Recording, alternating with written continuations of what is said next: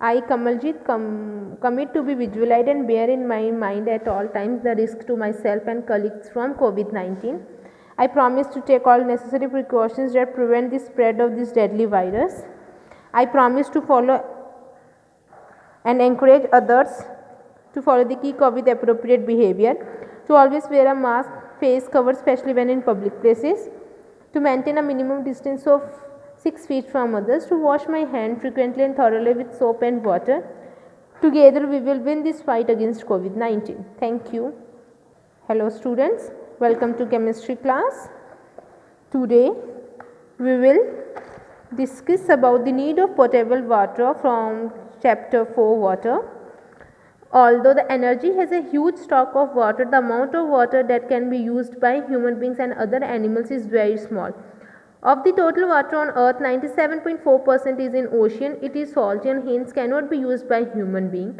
Most of the fresh water is frozen in glacier and is in polar areas of the earth. Only a small fraction, 0.01%, is available for human use.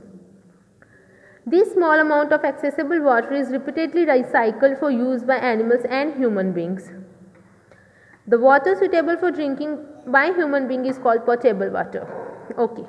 बच्चा as we noted कि जो हमारे अर्थ में बहुत ज़्यादा water है but उसमें से 97.4% वाटर ओशियंस है जो कि सॉल्टी है और हम उसको यूज़ नहीं कर सकते हैं.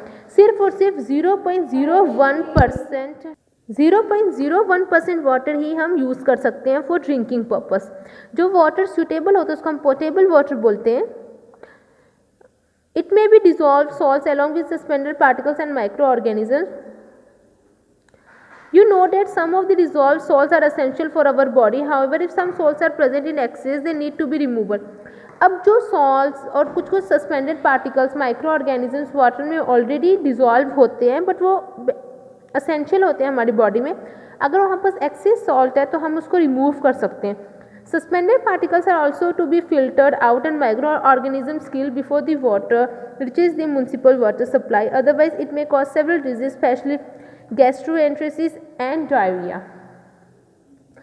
अब जो सस्पेंडेड पार्टिकल्स को हम पहले फिल्टर करते हैं और जो माइक्रो ऑर्गेनिजम्स को किल करते हैं, म्यूनिसिपल वाटर सप्लाई से पहले जो माइक्रो ऑर्गेनिजम्स है वो किल हो जाता है. अगर हम उसको फिल्टर नहीं करेंगे तो वो बहुत ज़्यादा डिजीज़ कॉज करेगा जैसे गैस्ट्रोएंट्रेसिस एंड डायरिया. अब कैरेक्टरिस्टिक्स क्या है ड्रिंकिंग वाटर के? इट शुड बी ट्रांसपेरेंट है. It should be odourless and colourless, और वो ऑर्डरलेस और कलरलेस होते हैं. It should contain some mineral essential of our body. कुछ मिनरल्स भी वो कंटेन करते हैं जो कि हमारी बॉडी के लिए असेंशियल है. It should B free from harmful micro organisms which cause diseases. जो फिल्टर्ड वाटर होते हैं हार्मफुल माइक्रो ऑर्गेनिजम्स से वो फ्री होते हैं, ऐसे माइक्रो ऑर्गेनिजम्स जो डिजीज कॉज करते हैं. No water borne disease. Water borne diseases क्या क्या हैं जो वाटर से होते हैं?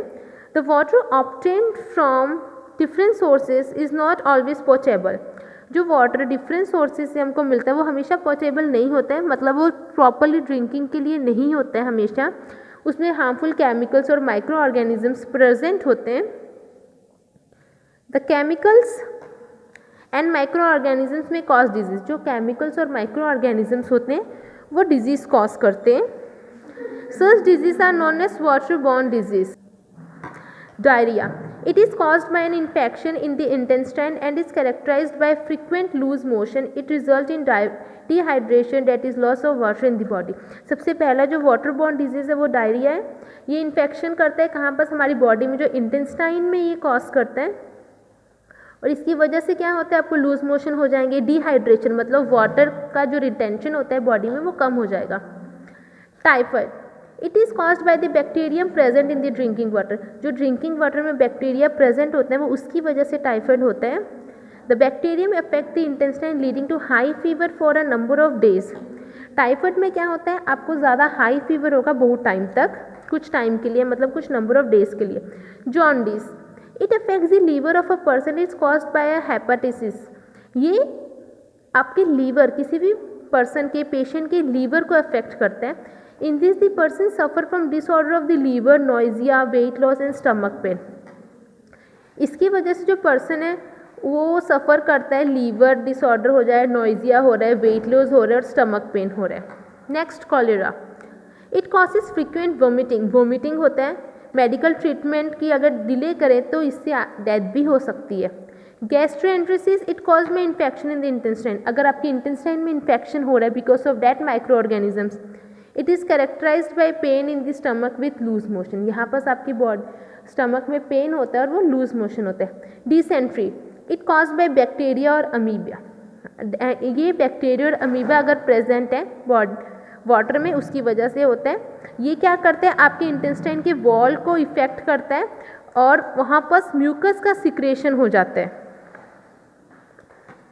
इन severe cases acute stomach pain and bleeding also occur, यहाँ पर एक्यूट स्टमक पेन होने लगता है और ब्लीडिंग भी समटाइम्स पॉसिबल हो जाता है।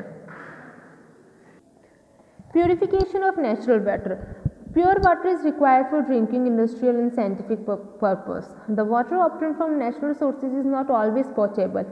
It may contain suspended and dissolved impurities and microorganisms. जो प्योर वाटर होता है बच्चा और ड्रिंकिंग के लिए, इंडस्ट्री की और साइंटिफिक पर्पस के लिए यूज़ होता है, ये हमेशा पोटेबल नहीं होता है, इसमें कुछ कुछ इम्प्योरिटीज़ प्रेजेंट होते हैं, माइक्रो ऑर्गेनिज्म प्रेजेंट होती है, तो इनको कंज्यूम करने से पहले प्योरीफाई करना पड़ता है। तो डिफरेंट मेथड्स है प्योरीफिकेशन के लिए। सबसे पहला sedimentation and decantation. Impure natural water obtained from river and lake, it is first pass through sedimentation tank. अब सेडिमेंटेशन एंड डिकेंटेशन आपने लास्ट प्रीवियस क्लासेस में पढ़े हैं बच्चा कि सेडिमेंटेशन में क्या होता है। सेडिमेंटेशन में अगर आप किसी भी वाटर टैंक में पानी को डाल रहे हो, उसको सेडिमेंट कर रहे हो, मतलब उसको बहुत टाइम तक उसको हटा नहीं रहे हो, मतलब उसको हिला नहीं रहे हो, तो जितनी भी इम्प्योरिटीज होंगी वो सेटल डाउन हो जाएंगे। उसके बाद फिर वो आप पोर कर दोगे दूसरे कंटेनर में, उसको डिकेंटेशन बोलते हैं। तो जितनी भी इम्प्योरिटीज है वो सेटल डाउन होकर वहाँ पर ही रह जाएंगे और आपको प्योर वाटर मिल जाएगा।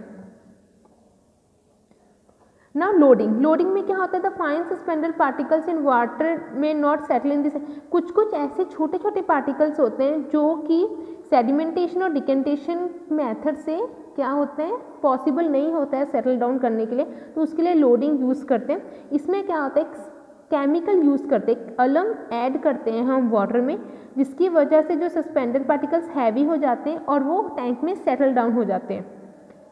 Potash alum in the loading tank are allowed to stand still for some time, इसीलिए वाटर को हम एक केमिकल अलम से ट्रीट करते हैं और जितने भी सस्पेंडेड पार्टिकल्स होते हैं फिर वो सेटल डाउन हो जाते हैं। Now third one is filtration. The water is passes through a filtration tank which contain layer of fine sand, gravels and charcoal. अब जो वाटर है उसको हम पास करते हैं फिल्ट्रेशन टैंक से और वो कंटेन करते हैं छोटे छोटे फाइन सैंड, ग्रेवल्स और charcoals. This layer act as filter, जो ये लेयर है वो फिल्टर की तरह एक्ट करता है। फिर उससे वाटर पास होता है उस फिल्टर लेयर से और फिर जितनी भी सस्पेंडेड इम्प्योरिटीज से वो वाटर फ्री हो जाता है जब वो इस लेयर से पास होता है, तो ये एक फिल्ट्रेशन मेथड है। नाउ डिस्ट्रॉइंग जर्म्स, बॉइलिंग और क्लोरिनेशन।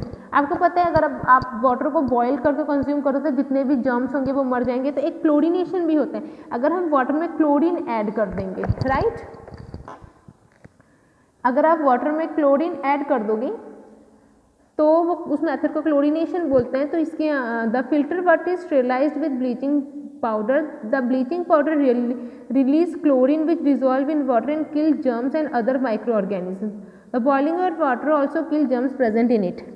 अब ये क्लोरीन की मेथड से जितने भी माइक्रो ऑर्गेनिजम्स हैं जो वाटर में हैं वो किल हो जाएंगे, अगर बॉयल करोगे तो भी वो किल हो जाएंगे।